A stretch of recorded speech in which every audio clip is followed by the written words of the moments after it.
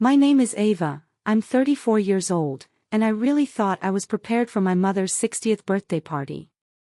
I mean, I'm an event planner. Being prepared is my entire brand. My company was finally hitting its stride, landing bigger clients, and I was walking into my parents' backyard feeling, for the first time in a long time, like I had my feet firmly on the ground. In my hands, I carried what I thought was the perfect gift, a custom, hand-bound leather photo album.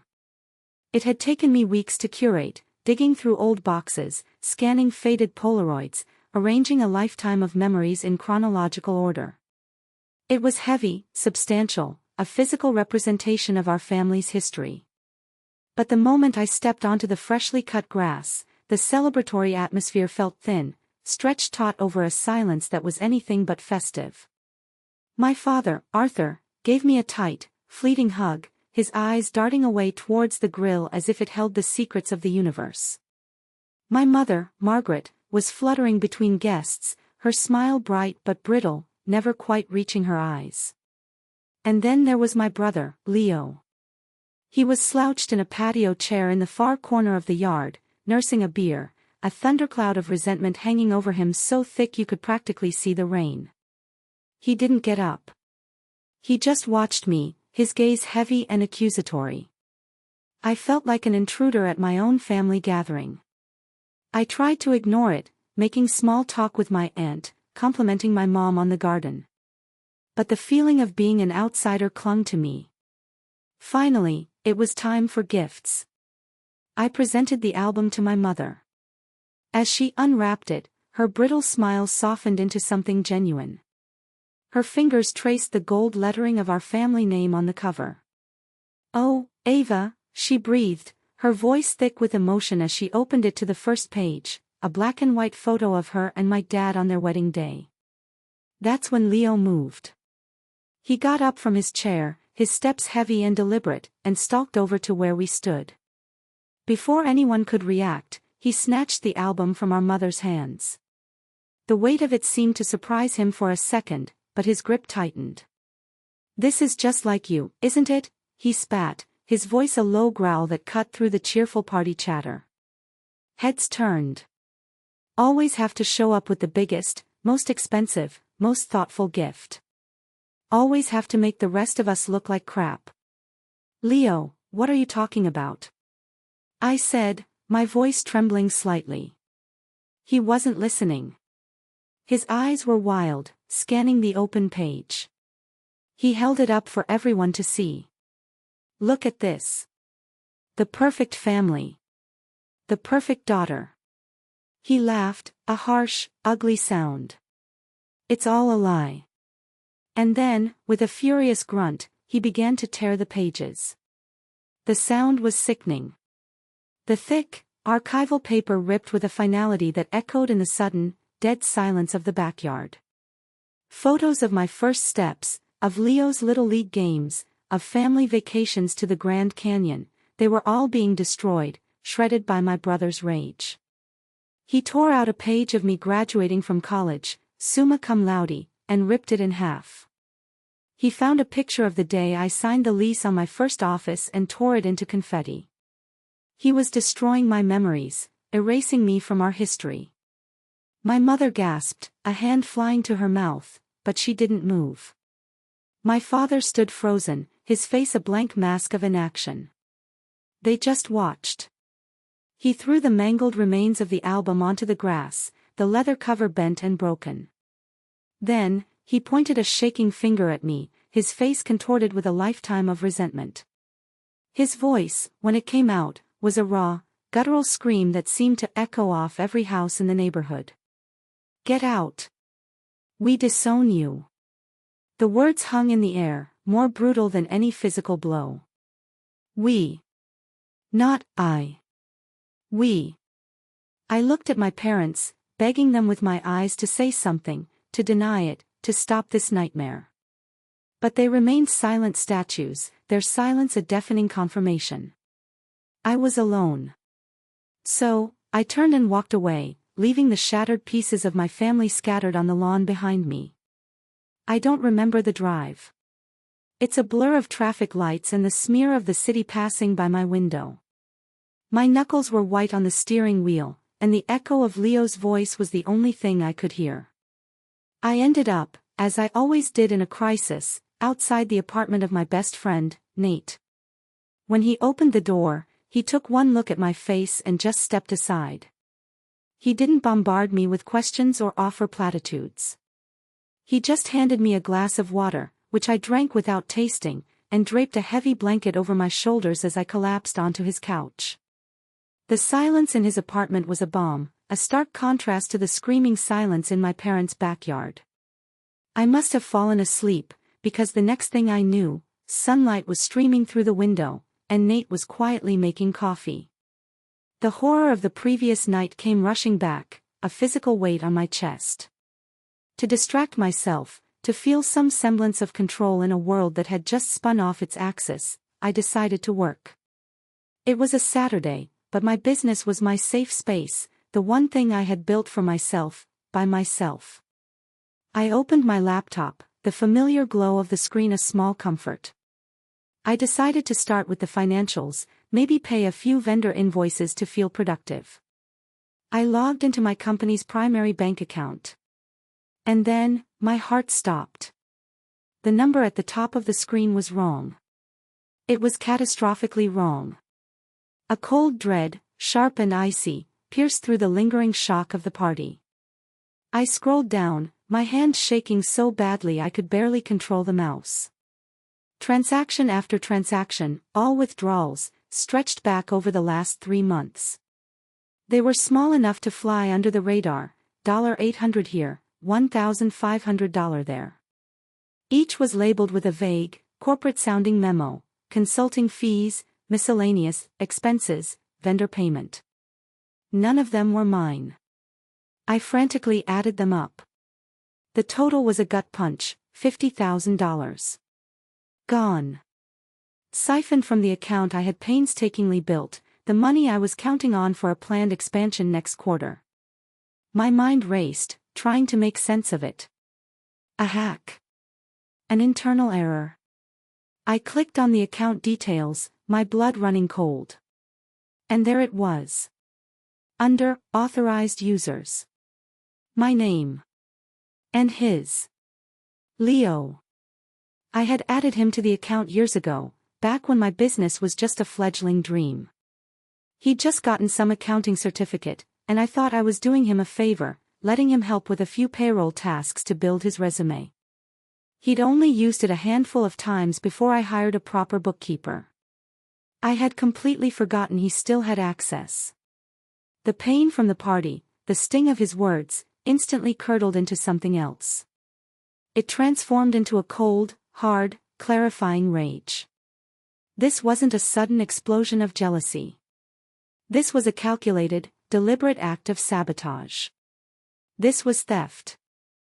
"I'm going to kill him," I whispered, the words tasting like poison in my mouth. I reached for my phone, my thumb already hovering over Leo's contact. I wanted to scream, to unleash every ounce of fury and betrayal I was feeling. "Whoa, hang on."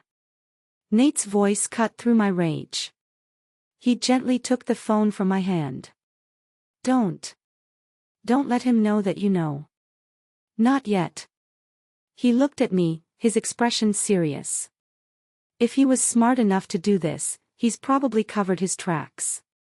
A screaming match will just give him a heads up to delete everything. You need to be smarter. You need evidence.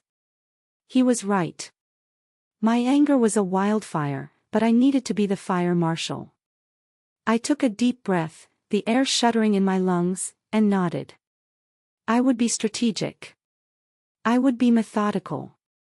I would build a case against my own brother, brick by painful brick. I started with my email.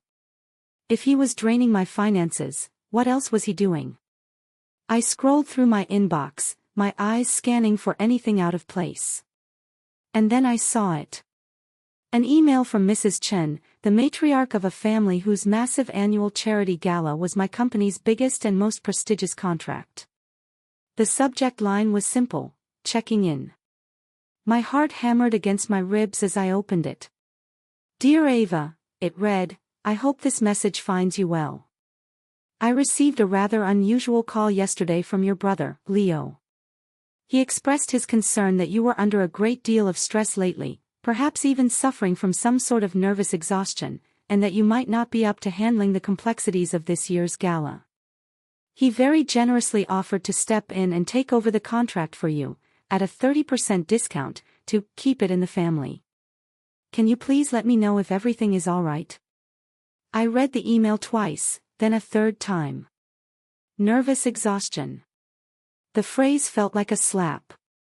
He wasn't just stealing my money, he was methodically dismantling my reputation. He was poisoning my relationships with the clients I had spent years cultivating. This was a hostile takeover, planned and executed with a chilling ruthlessness. And my parents' blank faces at the party flashed in my mind.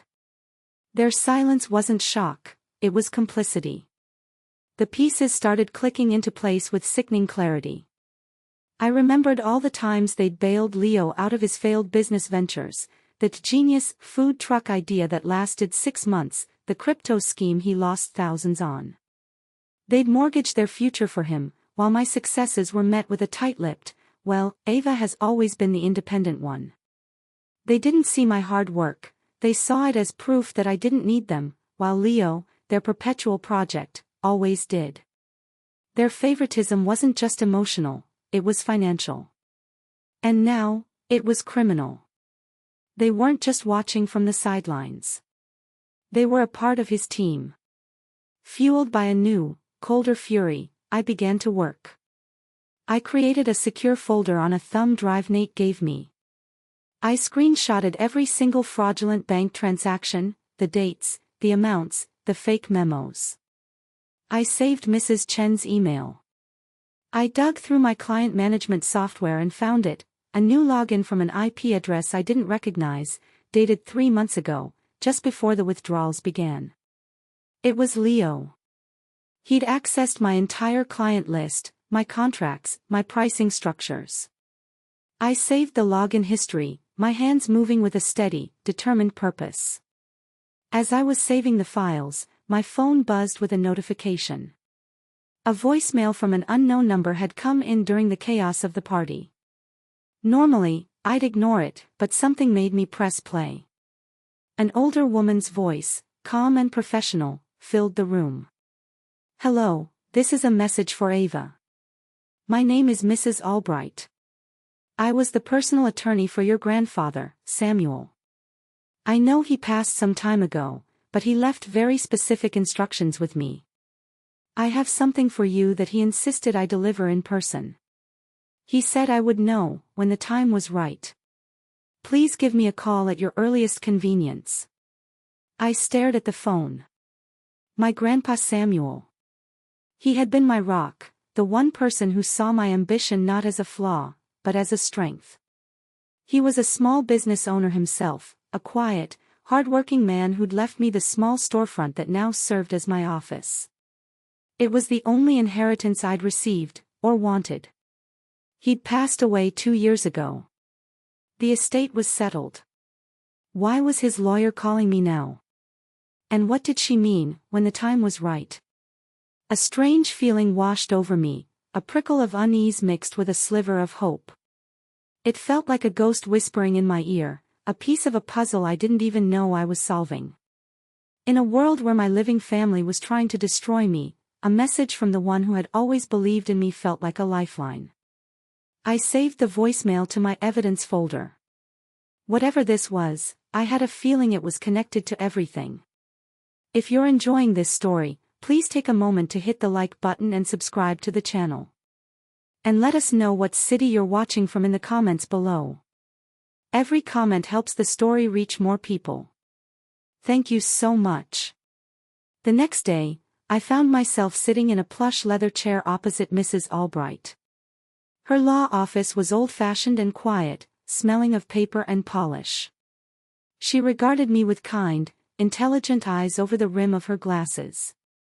After a few pleasantries, she retrieved a long, thick manila envelope from a locked drawer in her heavy oak desk. It was sealed with wax, stamped with my grandfather's initial, S. "Your grandfather was a very wise man, Ava," she said softly, sliding the envelope across the desk. "He loved you very much. He created this for you just before he passed.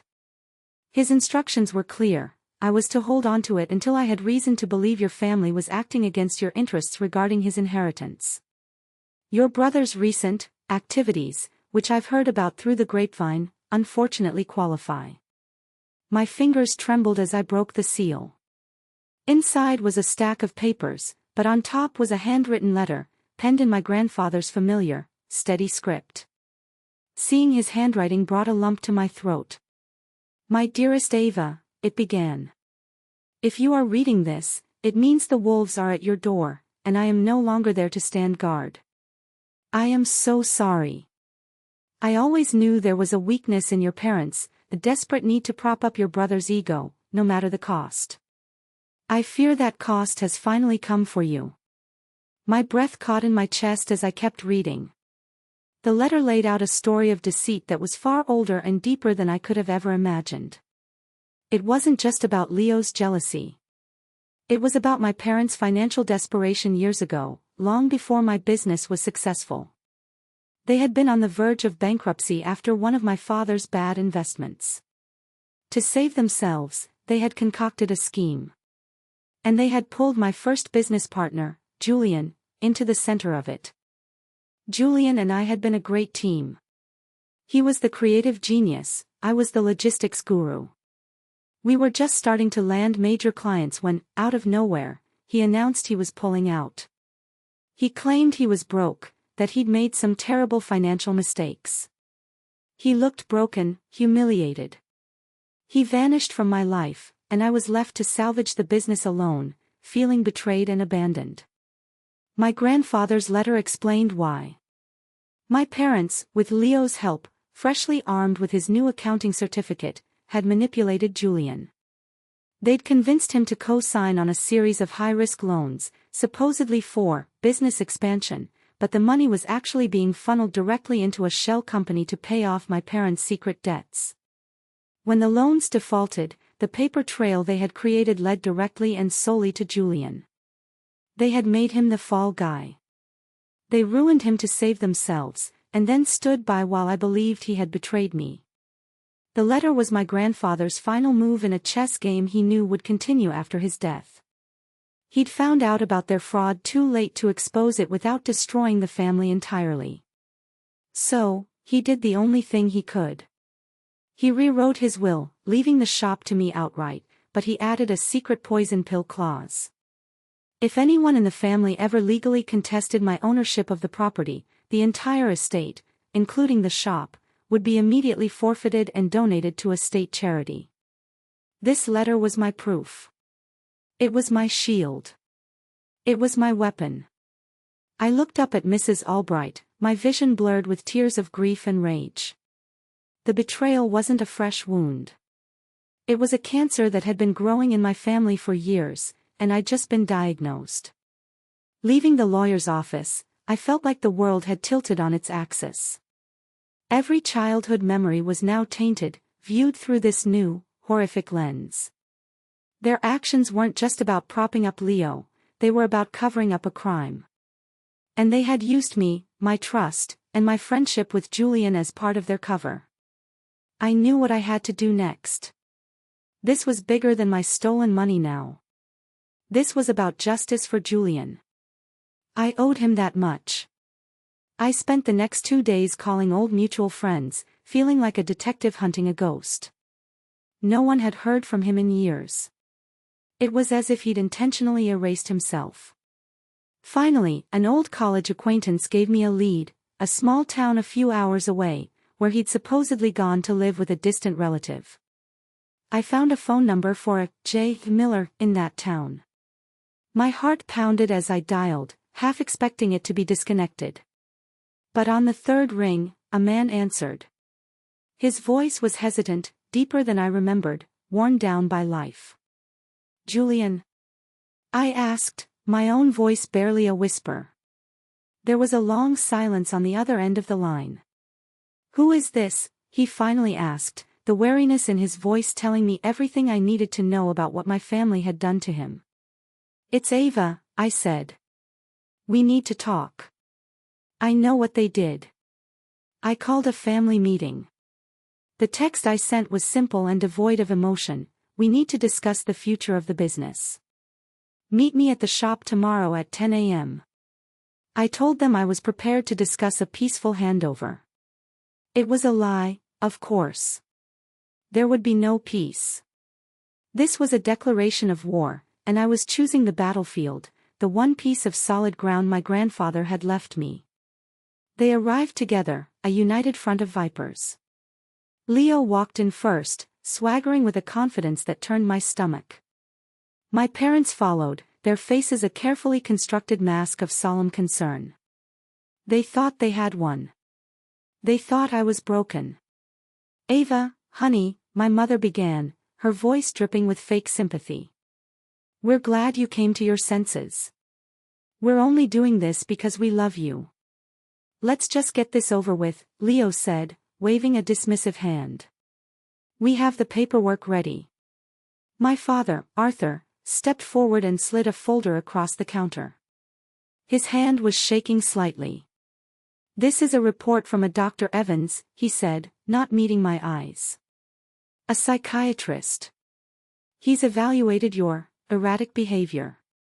It confirms you're suffering from acute anxiety and decision-making fatigue. It's a legal petition to have us appointed as temporary conservators of your assets. For your own good, you understand." I looked down at the forged document, a testament to how low they were willing to stoop. I almost laughed. Then, I slowly, deliberately, reached into my purse and pulled out the thick manila envelope from Mrs. Albright. I placed it on the counter with a soft thud. "Dr. Evans?" I said, my voice dangerously calm. "Never heard of him. But I have heard from Grandpa Samuel." I slid his letter out of the envelope. "And I've also heard from Julian." The shift in the room was instantaneous. Leo's smirk vanished. My mother's face went slack with shock, her skin turning a pasty white. My father took an involuntary step back, as if my words were a physical force. "You want to talk about paperwork?" I continued, my voice gaining strength. "Let's talk about the shell company you set up to hide your debts. Let's talk about the fraudulent loans you forced Julian to sign. Let's talk about the $50,000 you, Leo, have stolen from my company over the past 3 months. You're lying. You can't prove any of that." Leo snarled, but the panic in his eyes betrayed him. "Oh, I can." I tapped the envelope. "Grandpa's letter details the entire fraud scheme against Julian. I also have the bank statements showing your $50,000 in withdrawals, Leo. And the emails, and the login history. I even have a recording of you telling my biggest client that I'm having a nervous breakdown." I let the weight of it all hang in the air. My mother started to sob, a pathetic, gulping sound. "We did it to protect him," she wailed, pointing a trembling finger at Leo. He was struggling. You always had it so easy." "Easy?" I finally snapped, the calm facade breaking. "I worked my ass off while you were paying for his mistakes. You didn't protect him, you enabled him. You turned him into a thief and you destroyed an innocent man to cover it up." I looked at all 3 of them, my family, my betrayers. "Here's the deal," I said, my voice cold as ice. "The $50,000 will be back in my account within 24 hours. And then, the 3 of you will disappear from my life. Forever.